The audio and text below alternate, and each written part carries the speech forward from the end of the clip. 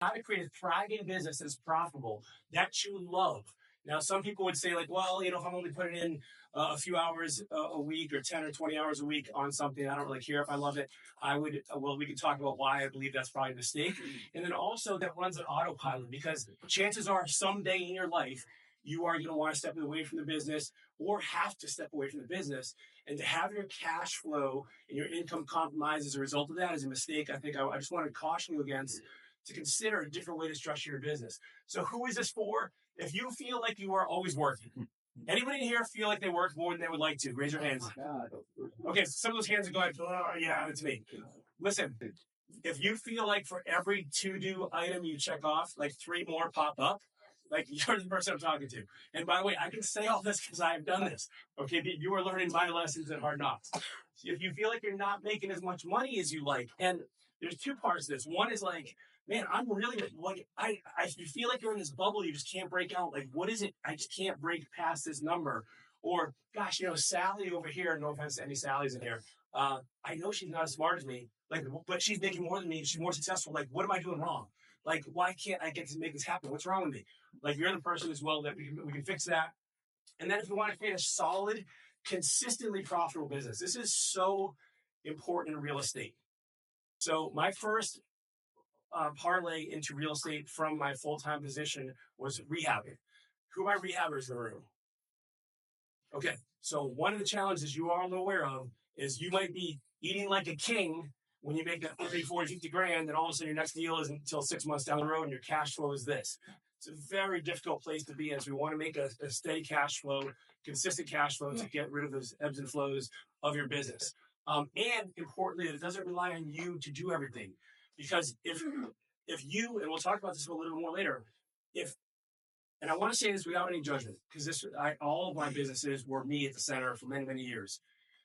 If you are at the center of your business, you don't really have a business. You have a self-employed position, which if you love that and that's your vision and you just love, I met up with one of my friends earlier today in the area. He's a trim carpenter. He loves getting his hands dirty. And that's great. And if that's you, fantastic. I'm happy for you. But I also want to introduce you to consider some potential dangers of that. So 3 promises. Number 1, I'm going to show you how to control your calendar so you can work as much as you'd like while still making your income and not sacrificing your revenue. Show you how to increase your income without any extra work. When you see this, you're going to be like, okay, this is so obvious. Why didn't I think of this before? And then lastly is how to set up a business that does run without you, having you present all the time, pulling all the levers. A lot of our businesses are like circuses, except we're the ticket collector, we're the clown driving the car, we're the lion tamer, we're like the trapeze artist, and like it's too much. It's too much. And if you ever in here feel like it's just, I have so many things to do, like you have a hard time keeping track of it, that's what we're going to get rid of and eliminate. So let's set the scene here and step back for perspective for a moment and understand that there's 2 big problems with business. Businesses fail at an alarmingly high rate. So at 5 years, approximately 50% of businesses close their doors. And at 15 years, that's 75. Now, these aren't retirees. These are people that are forced to close their doors. And this is from the U.S. Bureau of Labor Statistics, which, by the way, these are some of the most encouraging, believe this or not, encouraging stats. I've seen some stats that say like 80% of businesses are closing their doors in 2 years. So I picked the most encouraging ones I could find. And so there's a big problem here. Secondly, even the businesses that don't fail can oftentimes be very, very painful, right? We think now who had a job previous to your career as an investor? Raise your hand. And who has a full-time job right now? And leave your hands up if you would like to leave that job at some point in time and become an investor. So how did more hands just go up than like half? Okay. All right. Okay. So let's put it this way. Many of you want to leave that job. Now, when I first left that job, I'm like, I'm going to be the boss. I'm going to make my own decisions. I'm going to control my calendar. I'm going to get rich. I'm going to be leaving the toes in the sand, margarita in hand life. This is going to be amazing. But what actually ended up happening is I just traded 40 hours a week for 80 and one jerk boss for a bigger one, which was myself, because I never gave myself time off. Right. And so we got to avoid that. But make sure it doesn't happen to us. So let me ask you this. There's a lot of people that either want to be in business or starting down this road or have their own businesses. Why did you go into business for yourself? So just raise your hand and we'll have a conversation. Why did you guys go into business for yourself? Control time. Control your time. Love it. What else? You said the same thing? Okay, time freedom. Yeah. How about somewhere over here? Financial freedom. Financial freedom. Yeah. So so we get time freedom, financial freedom. Better boss. Better boss. Right. Are you your wife? Are you your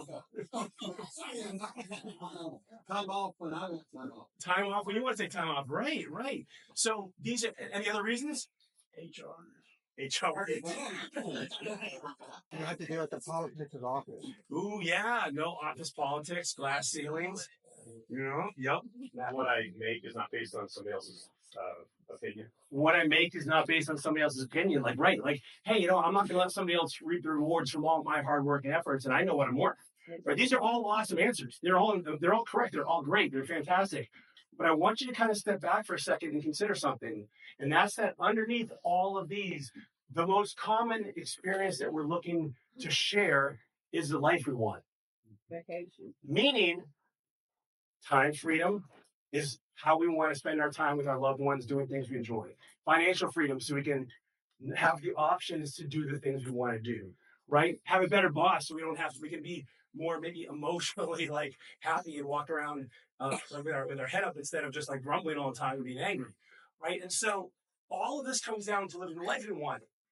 However, if you were to think, I want you to think for a moment seriously about how many people you know, business owners, that have a life you would want. If you could like just magically push a button and you could exchange places, how many people would have that life? And when I ask you that question, though, I want you to consider a few things. You have to take all of their life, not just one of, this isn't like, Burger King, you're not gonna make it your way. Like you gotta like take all of it. So, the schedule, the relationships, the health, like all of it. I really want you to think about this for a second. You all are here investing in yourself. So you're already kind of at the top of the list of people, like the food chain of people that are actually successful. So you're already kind of creating the crop, right? And so even among high achievers like yourself, only a small subset of us can think of people whose lives we want. And so to me, that indicates something is wrong. There's something wrong with the formula that we're following. And what I think is it's this.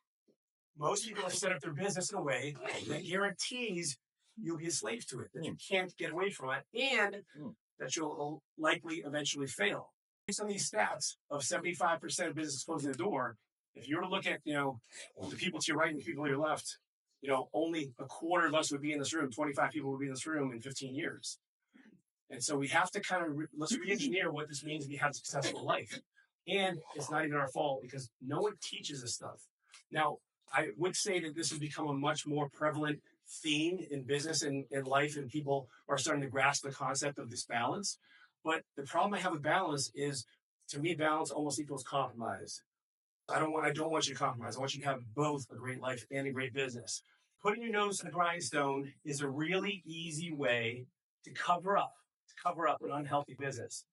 We think if we can just work harder, if we can just work longer, if we can just work better, if we can just hold out, something good will happen one day. Working harder is not the solution. It's like struggling in quicksand. You just sink faster. You're exacerbating. You're making the problem worse. Tim Ferriss says if the recipe sucks, it doesn't matter how good of a cook you are. Now, the recipe we're talking about is how to run and structure and operate a business. It is a myth that you have to choose between having a great life and a great business. You can and you deserve both, but you do have to decide to do things differently. I will tell you right off the bat, it could be uncomfortable if you've done things for a certain way for a certain period of time. But if you embrace this, and even if you only take 10% of what I'm going to share with you this evening, it'll leave a lasting impact enough to maybe either strike you logically or in your head or in your heart as to something that needs to be done differently. And this is the new formula for us. This is the recipe for our business. It's called SEED. Now, I couldn't get the acronym to work with SEED no matter how hard I tried. So I had to go with SEAD, but it's pronounced SEED. And it stands for Strategic Elimination, Automation, and Delegation. Strategic Elimination, Automation, and Delegation. The golden rule. Never delegate what you can automate. Never automate what you can eliminate. So we delegate after automation, after elimination. So we start Number one with elimination. Number two, automation. And number three, delegation. We talked about most people having a job versus a real business. And so if we look at business A and business B, both have a top line revenue of $1 million. All right. Top line revenue, $1 million. Bottom line revenue is also identical. They're both making $250,000. So let's pause and contrast here. Business A is one person running the show. Maybe they have a couple VAs or a couple subs, but they're the decision maker. They're the ones who kind of pull all the levers and make things happen. What is this business worth if they pass on or if they drop the business? Zero. It is zero. It's maybe you have some tools, maybe you have a miter saw, right? Like, but it's essentially worthless. So what if business B is run by a team that has systems and processes in place? It can run without the owner.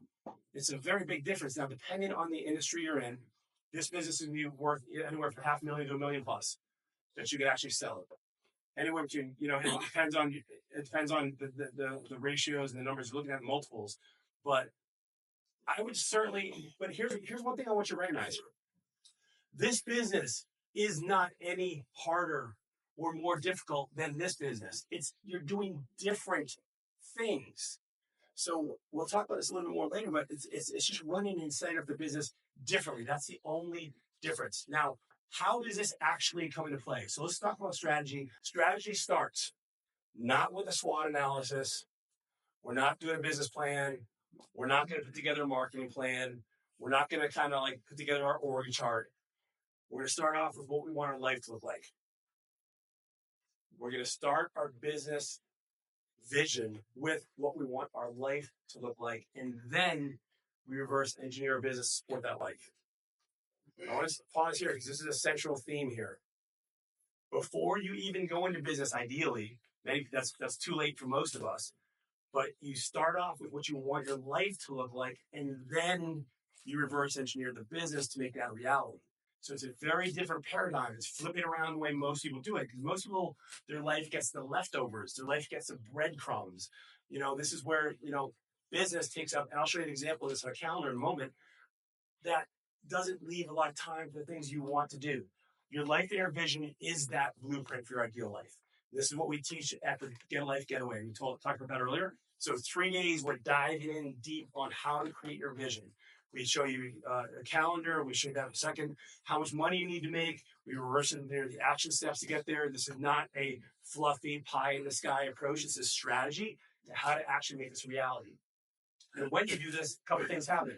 Number one, your business complements your life instead of competes with it. Number two, your business is more meaningful and fulfilling, and you will make more money in less time. And I will convince you 100% why that's true, because everybody gets hung up here thinking that they can't work part-time effort and still make full-time income. Who needs vision? Everybody. Everybody needs to be successful. Now, I'm going to define success probably a little differently than maybe you've heard in the past. I used to be impressed when somebody made a lot of money. Now I want to see if they make a lot of money and have a great life too. It's a different bar, because anybody can make enough money if they work hard enough for long enough. Everybody in here is intelligent and hardworking. I know you can make the money you want. 80-20 rule. 80% of your results come from 20% of your efforts. Let's apply it to time. 80% of your results come from 20% of your time, right? What's 20% of a 40-hour work week? 8 hours. So dig in here for a second. Lean in and pay attention. 80% of the results in your business come from 8 hours of work. Now, I know it's not an exact science. It's not an exact percent. I know it doesn't work that way, but the minority and majority relationship are absolutely hold true. So 8 hours of work produce 80% of the results in your business. 2017, a study was done in the UK. They looked at 1,989 office workers. It was a very well publicized study. Out of an 8-hour workday, some of you guys I can already tell you guys are going to know the answer before I even give it. Office space, who knows how much those guys work. Out of an 8-hour workday, guess how much real work their report is doing? 2 hours, 3 hours. It was 2 hours. You got it. It's 2 hours and 53 minutes. So let's pause here for a second and think about this. We're going to round to 3 hours. So, by the way, some of you guys who have employees right now, you're like, I knew it. Like, those rascals. Like, so I get it. But play along with me here. 3 hours a day is producing, or 15 hours per week is producing not 80%, 100% of the output. Are you guys getting this? 15 hours a week is 100% of those employees, 2,000 they surveyed. Okay? And so I really want you to consider this. Two other things I want to kind of submit for you. Anyone hear of Parkinson's law? It's not as well known. It's an economist, Northcote Parkinson, has nothing to do with the disease. Essentially identified that the amount of work you have, the amount of time that it takes you to complete work is directly proportional to how much time you give it. Meaning, if you have 8 hours a day to get work done, it'll take you 8 hours. If you have 2 hours, you'll get it done in 2 hours. So you have to change not only your paradigm, but how you run your business. And one of the ways you do that is by changing your why, which comes from your vision. And we're going to talk about ROI, but it's not return on investment. We're going to talk about return on inputs. What you put into the business and what it produces as a result. Return on inputs, which is the impact produced, how much money is made for the business based on the amount of time you put into it. Okay? Very, very, very, very different. And this is why I want to use this as an example for a second here. One way to make money more easily right now, not changing anything, I'm going to use an example first. Let's say you spend 40 hours a week working, you do half of those hours doing $20 per hour wage activities, meaning you can hire somebody for $20 an hour to do those things, right? So you just saved your business $400. Hey, I didn't have to pay my plumber to go out there. I didn't have to pay my electrician to go out there and rewire those outlets, right? That's what we think. Like, that's what we think. Like, I can do it myself. What actually happened is you just cost your business a ton of money without recognizing it. And this is why you're not making the money you want, because you're doing the lower wage activities, the low ROI activities, and you're stuck in the weeds when you should be working on much, much higher wage activities. The $100, the $500, the $1,000 per hour wage activities, the things that move the needle in your business. And so check this out. 1 hour spent doing $100 per hour wage activities is the exact same mathematical equivalent of 5 hours of work doing the $20 per hour wage activities. Okay? $20 per hour wage activities, which means 8 hours of doing $100 per hour wage activities equals a full 40-hour work week. This is why we're stuck. So we have to reallocate how and what we do in our business so that we can break through these revenue income streams so that we can live the life we want and have a calendar we want. This is the first action step after we do the strategy. The reason you need to eliminate is, number one, cut back on confusion, complexity, and cost. So when I talk about elimination, I'm talking about literally every piece of your business that is not producing. Every piece that's not moving the needle forward in a major, major way and that is aligned with your vision. It's so often underestimated because it has this simplicity appeal that most people don't find. Like, yeah, automation is sexy, it's cool, it's technology, it's hip, whatever. Elimination doesn't have that same reputation, but it's one of the most important things you can do in your business. Not only because your team has less moving parts, because you can focus more. It can help add direction and streamline the business. You need to look at your business like a race car, where every piece of extra non-functional or only marginally useful piece is absolutely removed and shaved. We're just shaving and shaving and shaving. Everything that is not serving the vision of the business has to go. It has to go. Now, this can be tough, because sometimes we spend a whole lot of time with that piece of the business, or maybe it was a really good piece of the business at one point in time. Maybe it did produce money. I'll tell you. When I first got into Life and Air, I had 3 businesses that I started that quickly multiplied like gremlins, and I had 5, almost a 6th. And I remember my coach, Steve Cook, the founder of Life and Air. He's like, "Hey, by the way, all the businesses were doing okay, but none of them were doing great. Not only because they all relied on me, and I was so deluded. But my problem was like I didn't know which one to cut because I was afraid to cut. And I remember telling Steve, I'm like, Steve, what if I picked the wrong business? What if I cut the wrong one? He's like, and whatever one you focus on, that's the one you can make work. And I didn't believe him, and I fought him tooth and nail. But gradually, I started to whittle away those businesses, and my income skyrocketed. And I know it seems kind of like, eliminate, but this has so much untapped power in people's businesses that we're missing. Let's talk about automation. I had a notepad next to my bed where I would just have these ideas for automation. I'd scribble them down and then start to implement them. And piece by piece, like just little segment at a time, we're to the point now where every single part of automation in life here is functional of things that can be automated. Now, not everything can be automated. You want redundant tasks that don't require a ton of human personalization, that are one-offs, things like that. There's a whole list of criteria to really make eligible candidates for automation. If you are not automating parts of your business, you are absolutely missing out. We're not going to talk about AI because AI is part of this as well. But you have to use this or else you're falling behind. So automation, it's cheaper than delegation. It works 24/7. It doesn't take time off. Think of it as your star employee where it'll do exactly what you tell it to do over and over again. It doesn't care if it does it once or 10,000 times. It can do the exact same task the exact same way every single time. And there's no human on earth that can do that because people want time off, as they should. They want to live their life. They get sick. They have soccer games. They move on, right? And so automation is a foundational piece of your business. It'll give you more money because you can automate a lot of things and reduce the drop balls in your business. It can give you more free time because now, and by the way, I don't even mean your free time, your staff's free time.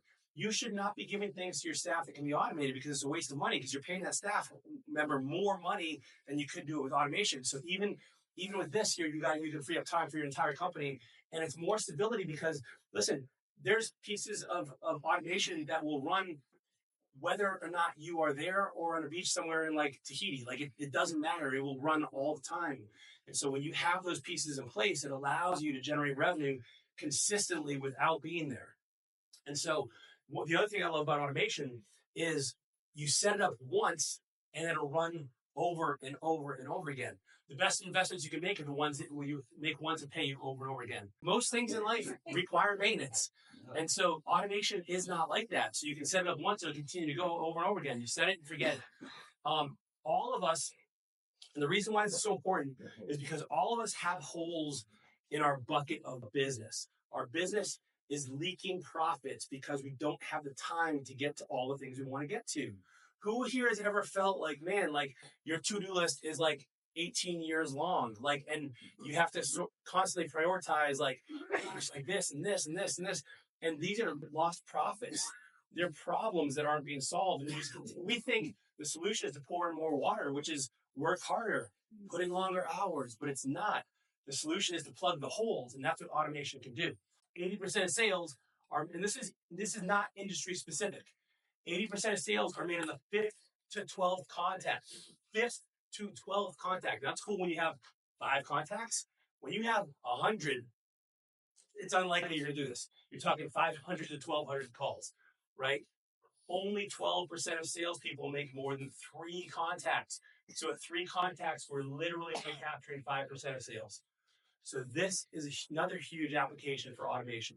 So these are the kinds of things you get, these nooks and crannies in your business that sometimes you don't realize you're kind of bleeding that you can solve and you can plug those holes. All right, time for delegation. Dave Ramsey, business is easy until people get involved. All right, fairly true words. All right, so delegation, it's a must. It is the most challenging of the 3. It is the most expensive, but you have to learn how to do this if you're going to create a real business.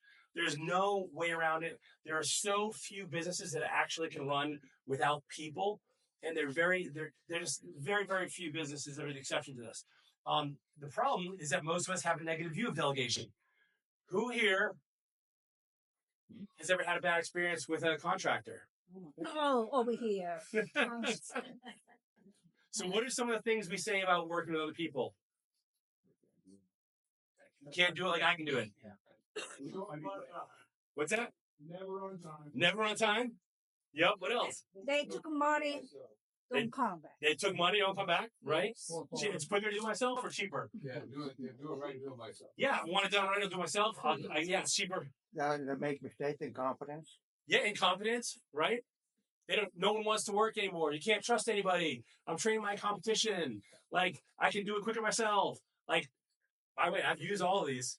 Okay. So when you have that belief though, the likely outcome is that you will find those reasons in the people you work with. And so I'm going to suggest to you something different than just, I'm your friend when I say this. Okay. But when you do this right, it's a game changer. However, don't automatically blame your employees, your contractors, your subs, if they're falling short of your expectations. And this is where I don't throw anything at me. I'm a friend. I'm here for you. All right. It could be, and it's probably you. And I mean that with so much love, you guys. Like, listen, I know some of you guys, I'm going to get hate email right now. Just send it to Kim.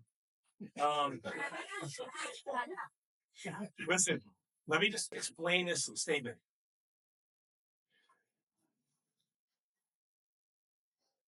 All of these components that are involved in delegation are things that most of us are not born with. We have to develop. We make the faulty assumption that because we are good at it, that we're good at attracting the right subs and contractors. We think that we can screen them well. We know what to look for. We think that we can hire and have an onboarding process. We think that we can train them, that we can lead them. All of these are skills that have to be developed and learned. And I am saying this with the most humility I can because I've screwed all of these up. Yeah. And what I've realized most times when somebody else, my first reaction was to always blame them. And then I realized, well, I guess I wasn't really clear on my deadline. We overlook the signs and we don't develop the skills involved in truly being an effective business owner. We have to learn how to be a business owner. We have to learn these skills. Mm-hmm. And so I'm not saying it's always our fault, but I will tell you this. It will serve you a whole lot more to look at yourself first as falling short here and then asking yourself what you could have done. Because otherwise, if you just blame them, they're taking away your power. Mm-hmm. You can't help that. But when you learn something, now you can apply that to your next go around and be a better leader. So you can choose the old way or the new way. Right? Old way. More work, more stress, headaches, less free time, less stability, less certainty, less valuable business, less profitable. Or this way. Less work, less stress and headaches, more free time, more stability and certainty, more valuable business, more profitable. So this is where Life Leader is starting a revolution. I want to invite you guys to join us. Of business owners who are sick and tired of letting life get the breadcrumbs and business getting all of our attention. Like, it's not even that life has been put in the backseat. Life is in the trunk, okay? We're reversing that order so that life and business can be going at the same time.